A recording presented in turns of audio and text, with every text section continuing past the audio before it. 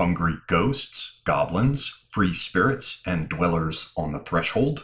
I'm Oliver Perrin for Semiagog, and tonight I'll be talking about brands, about the marks that organize our behavior all across the world, and about what those marks represent, and how they can be crafted to seize territory in the memory and imagination of those you wish to reach.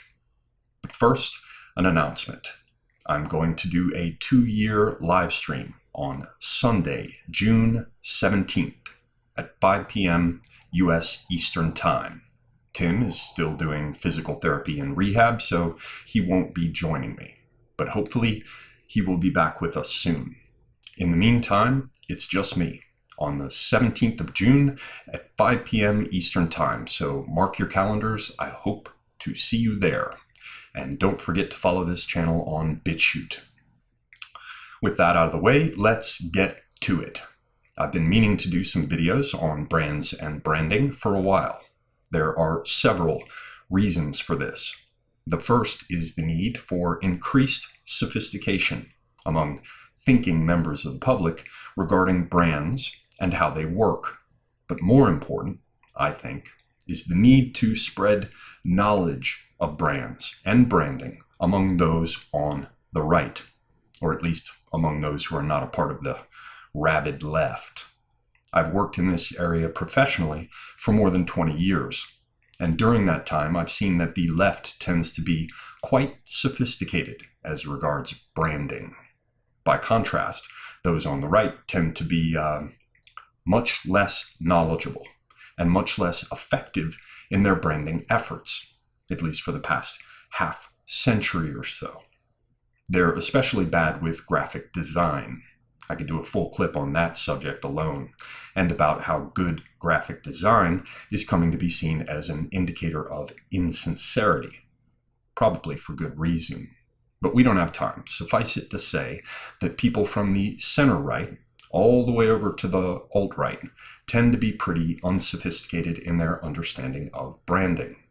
This is changing, especially as a result of the meme wars, but there is still much that needs improvement. At any rate, I'd like to see all of that change, even if it is a rather diabolical art. I'd like to help those on the right get up to speed so that they can become more effective in pushing back against the Jacobins, commies, and other progressive malefactors. So in this episode, I'm going to talk a bit about brands and what they are, and about how they work. This clip should be of interest to the general viewer who wants to learn more about how brands can be used to foster particular attitudes and stimulate particular actions. It should also be of interest to anyone trying to catalyze a movement, raise awareness, or build a business, given that brands are primary tools for the intentional shaping of human behavior. My aim with this clip is to define what brands are, and the simplest way to anchor them in the minds of those you wish to reach. I should emphasize that this is only a framework for understanding, not a prescriptive canon. I presented the basics here in the form of 3 statements. While these statements are discussed separately to keep things simple in this very basic introduction, never forget that they are, of course, closely interrelated. So statement number 1, brands are nothing more than groupings of intangible memories and imagined experiences. For many, it will seem odd to hear the claim that brands are fundamentally intangible, but they are, or at least the part of them that matters is. This will become more clear as I lay out my next points. The important takeaway here is that while brands can manifest as, or cast their halo over, particular products, services, or other offerings, that's not what they are in their essence. In order to even begin to grasp what brands are all about, you have to realize that experiences, real or imagined, are what brands are made of. We remember what fires the imagination, and imagined experiences end up in the storehouse of memory. both memory and imagination, are central to creating emotional and experiential presence as a brand. Brands that stake a credible claim in both of these domains actually have a life of their own inside people's minds. The only experiences that survive their physical occurrence are the ones that make an impression in both memory and imagination. This certainly holds true for brand experiences. Our experience of the brand always happens in the present, but how we feel about that experience is always modified by our imagination of the future and our memory of the past. The experiences we seek live in our imagination, while the experiences we've had live in our memories.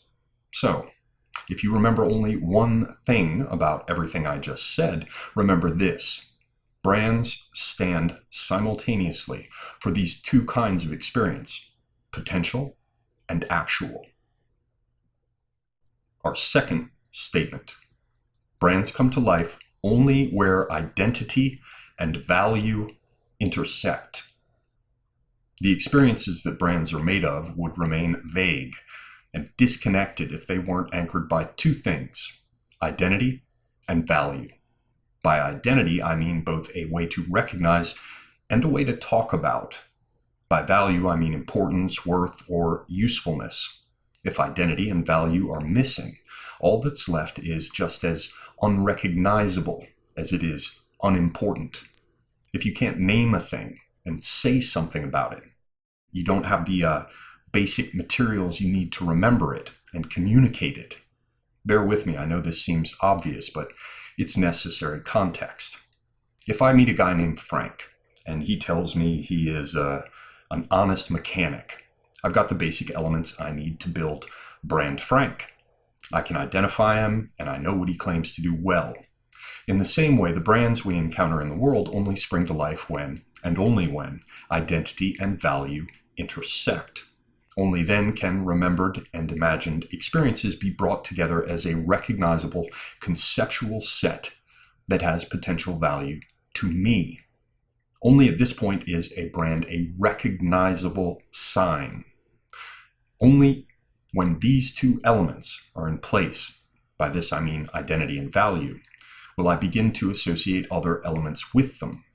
My remembered and my imagined experience grows.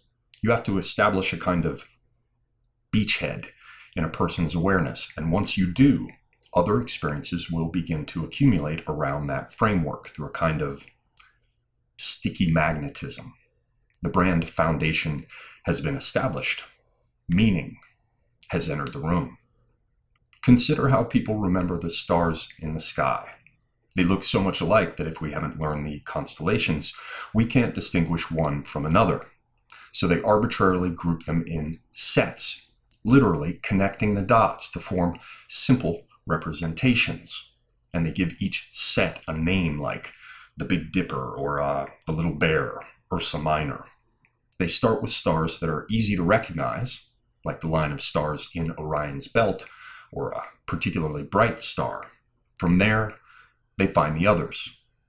So, these remembered and imagined experiences can only constellate, if you'll allow the expression, around the primary intersection of identity and value. At this point, the experiential set has become identifiable, which is to say it has become something we can recognize, recall, consider, discuss, or recommend. We can distinguish that grouping of experiences from other such groupings and use it to navigate, to get oriented, to make decisions the same way people use stars in the sky to figure out what direction it is that they need to go. It doesn't matter if the grouping or constellation of experiences is named Frank, Coca-Cola, the DNC, or Google. In all these cases, we have a name that designates a group of experiences we can remember or imagine going through. And our statement 3.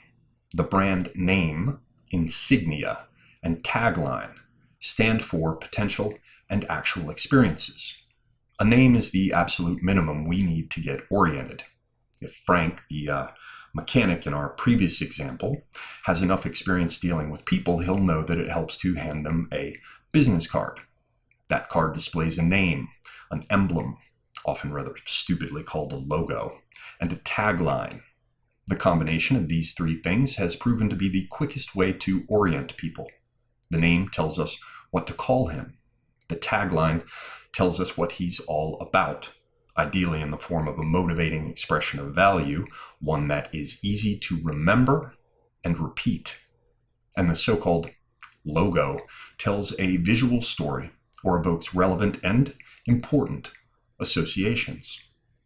These three elements help us to better imagine what Frank is all about.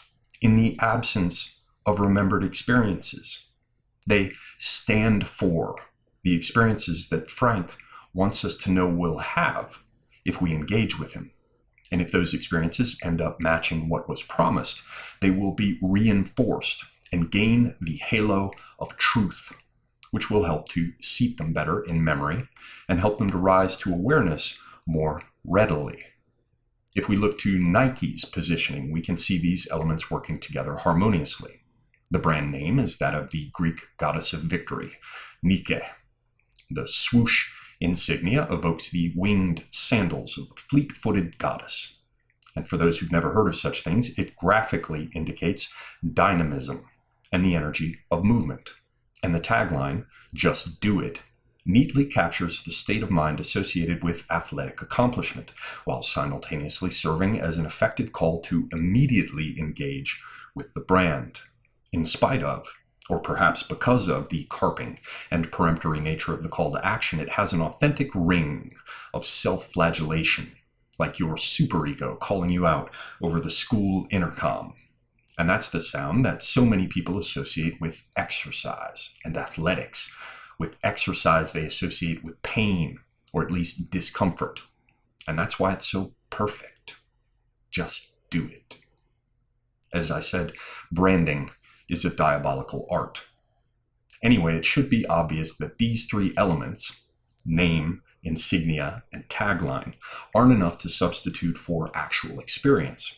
But until engagement with the brand generates sufficient remembered experience, they offer an effective framework for remembering the brand and communicating with others about it.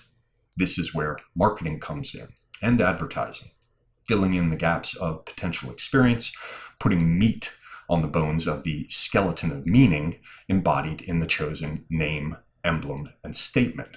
This also illustrates why branding concerns should always be upstream of marketing and advertising concerns. The former should always drive the latter. And so you have your three statements. For those of you with eyes to see, who are able to listen, for those of you with a natural feel for this sort of thing, it should be enough to get you started. It's all fairly straightforward. In summary, recognize that a brand is nothing but a set of markers for memory and experience. In order to make those memories and experiences distinct, they should be crowned with interlocking identity and value. Then all you have to do is present that identity in the compound form of a name, an emblem, and a contextualizing statement. Once the associations have begun to develop, the basic primary constellations can grow to considerable proportions. In time, like constellations in the sky, they will call to mind rich groups of stories that bring our values and motivations to life. They can even stimulate us to take action. In the case of the best or most effective brands, our memory and imagination come together to stimulate our engagement. In the case of the worst, they trigger avoidance. Simply saying the words Apple, Harley Davidson, Zippo, PewDiePie, or the New York Times is usually sufficient to bring to mind many associations because, like it or not, the words mark intersections of identity and value in our memory and imagination. The only place there is for brands to live. That's all for now, unless you indicate in the comments that you want to hear more. I say this because I have no idea if this sort of content will be welcome to my viewers. Many of you have subscribed to hear about current events, geopolitics, and the like. It might be a bit odd to be hearing about branding. But to me, branding lies far upstream from every other kind of communication, closer to the headwaters of culture than almost anything else can be. It's about how and why names are given and spoken, how and why symbols are used, and about how stories come to be inextricably bound up with these names and symbols. What I described in this video applies just as much to the swastika as it does to the Nike swoosh. It applies just as much to the Red Cross as it does to the flag of Quebec, to household symbols or house marks, to heraldry, to caste marks on the brow of a Brahmin, to brands on the back of a horse, street tags, prison tattoos. In short, these deceptively simple observations I've just shared have everything to do with how men and women are bound together, how behavior is integrated, how societies are knit into a whole, how narratives are ginned up, how one story is replaced by another, how nations are brought together or blown to smithereens, and therefore with how history is made. And that's something important for the right to understand. Get it? Got it? Good. Semiagog out.